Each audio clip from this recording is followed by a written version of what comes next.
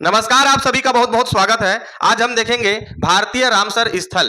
तो भारतीय रामसर स्थल क्या है, सबसे पहले जान लेते हैं कि भारत में जितने भी आर्द्र भूमि है, वेटलैंड्स हैं, उनको संरक्षित करने के लिए और उनके संसाधनों का बेहतर उपयोग करने के दृष्टिकोण से भारतीय रामसर स्थलों में आर्द्र भूमियों को शामिल किया जाता है।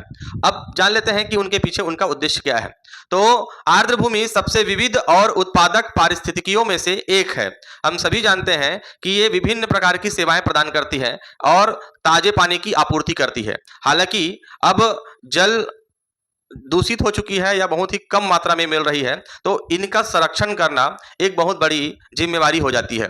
तो इसी उद्देश्य से आर्द्र भूमियों को भारतीय रामसर स्थलों में सूचीबद्ध किया जाता है ताकि उनका संरक्षण हो सके, संवर्धन हो सके और उनके संसाधनों का हम बेहतर उपयोग कर सकें।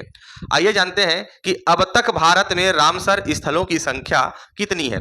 एग्जाम के दृष्टिकोण से यही बहुत महत्वपूर्ण है कि अब तक भारत में रामसर स्थलों की संख्या कितनी है। तो आप बताएंगे अब तक भारत में रामसर स्थलों की संख्या 85 है, 85। साथ ही साथ देखेंगे कि भारत में सबसे अधिक रामसर स्थल किस राज्य में है। तो आप बताएंगे तमिलनाडु में है। वर्तमान में 18 रामसर स्थल है। हाल ही में शामिल 14 अगस्त 2024 को हाल ही में शामिल भारतीय रामसर स्थल में नई आर्द्र भूमियों को शामिल किया गया है, जिसमें 3 आर्द्र भूमि को शामिल किया गया है। नंजरायन पक्षी अभ्यारण्य तमिलनाडु में, काजूवेली पक्षी अभ्यारण्य तमिलनाडु में, तवा जलाशय मध्य प्रदेश में।